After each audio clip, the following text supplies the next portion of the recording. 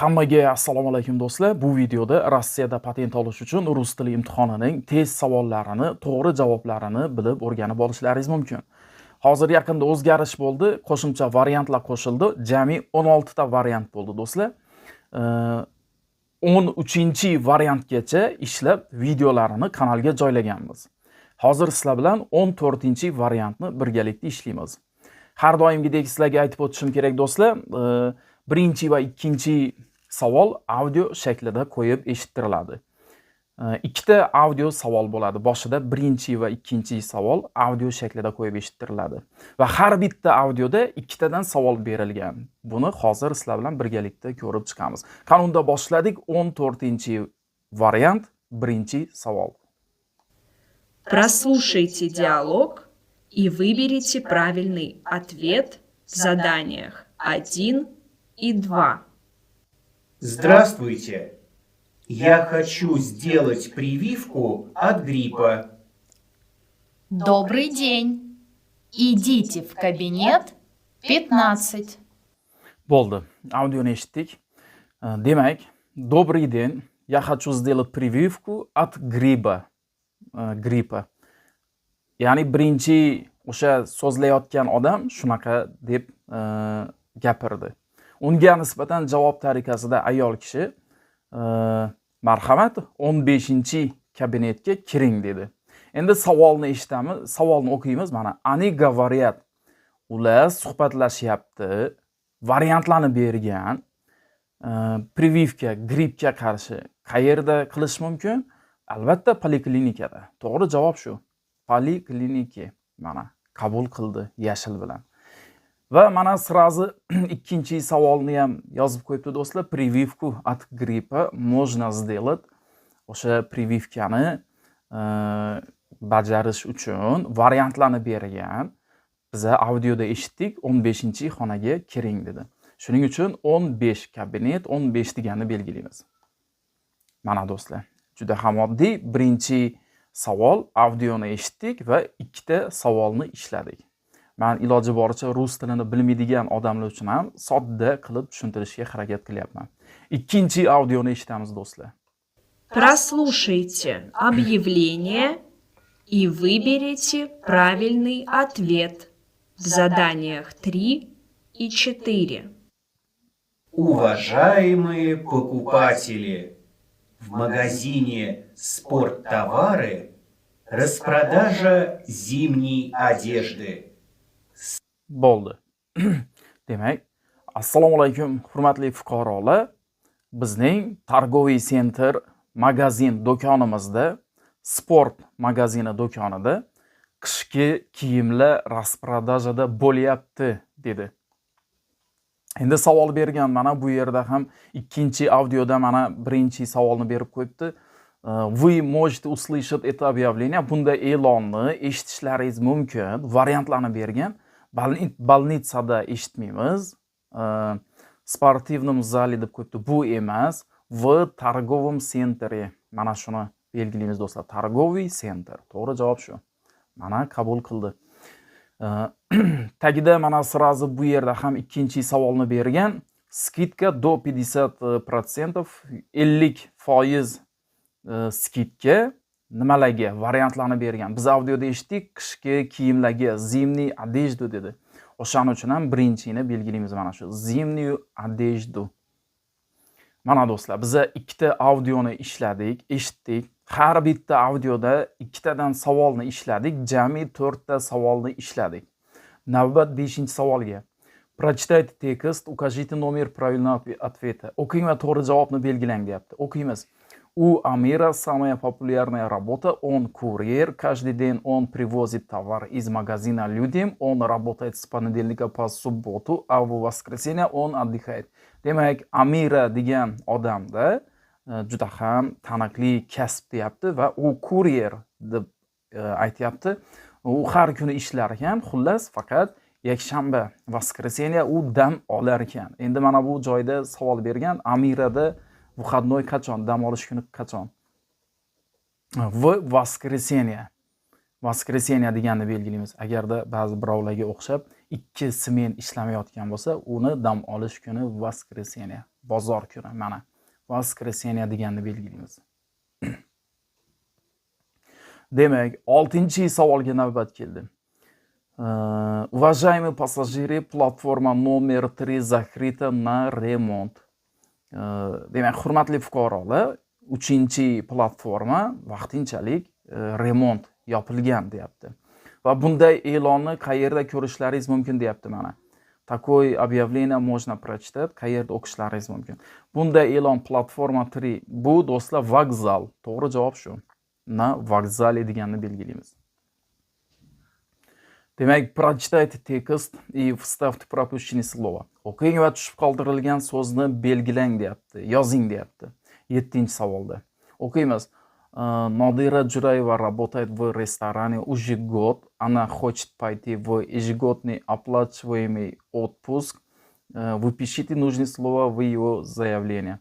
Demak, Nodira Jurayeva ishlar ekan restoranda 1 yil bo'ldi va u o'sha yil davomida unga beriladigan отпускdan foydalanmoqchi. Demak, do'stlar, mana hozir men mana buni skopirovat qilib olaman. Demak, mana shu joyga bo'sh turgan joyga do'stlar biz отпуск deb yozamiz, xuddi ekrandagi kabi. Bo'ldi. 8-savolga keldik.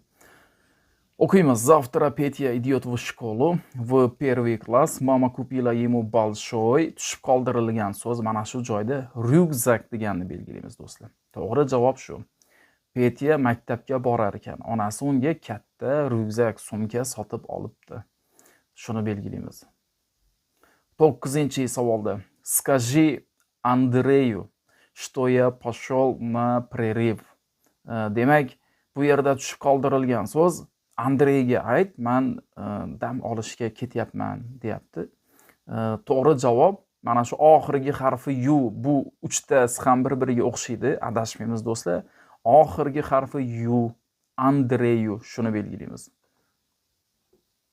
10-savolga yetib keldik. Добрый день, я хочу отправить эту. Mana shu joyda tushib qoldirilgan so'z посылку. Bu yerda ham 3ta so'z bir-biriga o'xshaydi. Oxirgi harfi u.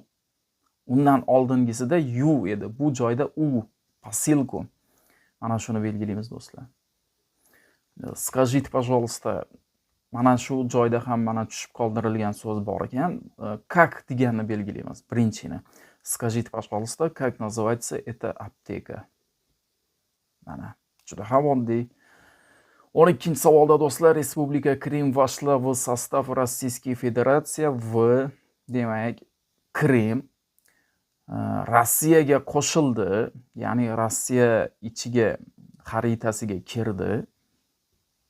Qachon deyapti? 2014-yilda do'stlar. 2014 deganni belgilaymiz. 13-savolda Rossiyani bayrog'ini belgilang deyapti. Ukazite flag Rossiyskiy Federatsiya. Mana 3ta bayroqning ichidan mana shu o'rtadagini belgilaymiz. Oq, ko'k, qizil. 3ta rangdan iborat. 14-savolda в России находится город. Rossiyada shunday shahar bor va variantlarni bergan. Nijniy Novgorod deganni belgilaymiz do'stlar. Nijniy Novgorod. Mana shu to'g'ri javob. 15-savolda 1917-yilda начался, boshlandi deb variantlarni bergan. Rossiyskaya revolyutsiya, mana shuni belgilaymiz do'stlar. Rossiyskaya revolyutsiya, esdan chiqmasin. 16-savolda 23-aprel 23 fevraля в России отмечает. 23-aprel Rossiyada nishonlanadi. Variantlarni bergan. Bu Den защитника Отечества. Bu Vatan himoyachilar kuni 23-aprel. O'zbekistonda bizada 14-yanvar Vatan himoyachilar kuni. Rossiyada 23-fevral. To'g'ri javob shu. Den защитника Отечества. 17-savolda работающий иностранный гражданин в Российской Federatsiya обязан. Rossiya Federatsiyasida ishlayotgan chet el fuqarolari majbur. Variantlarni bergan, o'qiymiz. Bu yerda do'stlar платит законные установленные налоги. Mana shuni belgilaymiz. belgilangan nalogni to'lashga majbur. 18-savolda. Иностранный гражданин в Российской Федерации имеет право. Chet el fuqarosi Rossiyada shunday huquqqa ega variantlarni bergan. Bu yerdan иметь имущество в собственности shuni belgilaymiz do'stlar. Ya'ni o'zi xususiy mol mulkiga ega bo'lishga haqli degan. To'g'ri javob shu. 19-savolda. Иностранный гражданин не исполнил обязанности по уведомлению о подтверждении своего проживания в Российской Федерации. За такое нарушение правил перебывания в России может быть назначено наказание в виде исправительных работ.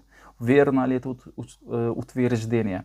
Bu yerda do'stlar so'zma-so'z tarjima qilmayman, qisqa lo'nda qilib tushuntiraman. Chet el fuqarosi Rossiyada agarda o'z majburiyatlarini bajarmasa, ya'ni o'zi yashab turgan, o'zi ro'yxatdan o'tgan registratsiyadan o'tishda qoidabuzarlikka yo'l qo'ysa, uni majburiy qo'shimcha ishlashga nima qilinadimi, jalb qilinadimi deyapti. Yo'q do'stlar. Agarda siz hujjatlar bilan bog'liq qoidabuzarlikka yo'l qo'yadigan bo'lsangiz, sizga nisbatan jarima qo'llanilishi mumkin. Shuning uchun bu noto'g'ri, neverno deganni tanlaymiz. Xato. 20-savolga yetib keldik do'stlar. К наказаниям за нарушение правил миграционного учета относит xuddi yuqoridagi savolga o'xshash, faqat variantlarni o'zgartirib qo'yishibdi. Bu yerda ro'yxatga turishda qoidabuzarlikka yo'l qo'yilsa, variantlarni bergan. Biza belgilaymiz do'stlar, administrativnoy выдворение за пределы Российской Federatsiya. Ya'ni Rossiya Federatsiyasidan sizni chiqarib yuborishlari mumkin. Shuni belgilaymiz. 21-savolda срок временного пребывания иностранного гражданина на территории Российской Federatsiya определяется. Demak, chet el fuqarolarining Rossiya Federatsiyasida bo'lish muddatini belgilashda nimalarga qaraladi variantlarni bergan. Variantlarning ichidan biza do'stlar vizoy deganni tanlaymiz. Mana shu viza. Ya'ni bu bizani migratsion kartamizda o'sha biza chegaradan o'tgan vaqtimizdagi muddat, srok. Biza uni uzaytirmoqchi bo'lsak, patent olib, keyin yana muddatini cho'zamiz. Xullas, mana shu viza deganni belgilaymiz. 22-savolda в комплект документов для оформления патента иностранному гражданину в России не входит. Demak, Rossiyada chet el fuqarolari patent to'g'rilayotgan vaqtida to'liq hujjatlarni ichiga qo'shmasa ham bo'ladi deb variantlarni bergan. Qanaqa hujjat talab qilinmaydi, xullas. Договор sotsialного найма deganni belgilaymiz. Buni biz taqdim etishimiz shart emas. Bu hujjatni patent to'g'rilash uchun keragi yo'q. Shuni so'rayapti. Bu qanaqa hujjat o'zi? Bu договор, shartnoma, ijara shartnomasi. Shunaqa. Bu hujjat bizga kerakmaydi. Shuni belgilaymiz. Mana do'stlar, sizlar bilan birgalikda 14-savolning 14-variantning 22 savolini birgalikda ko'rib chiqdik. Bizni kuzatishda davom eting. Shu tarzda 15-variant va 16-variantni ham xudo xohlasa tez orada video qilib chiqaramiz. Video foydali bo'lgan bo'lsa, sizlardan like bosib qo'yishlaringizni va Rossiyada ishlab yurgan yaqinlaringiz yoki endi borib ishlamoqchi bo'lgan yaqinlaringiz bo'lsa, bu videoni ular bilan ham ulashib qo'yinglar.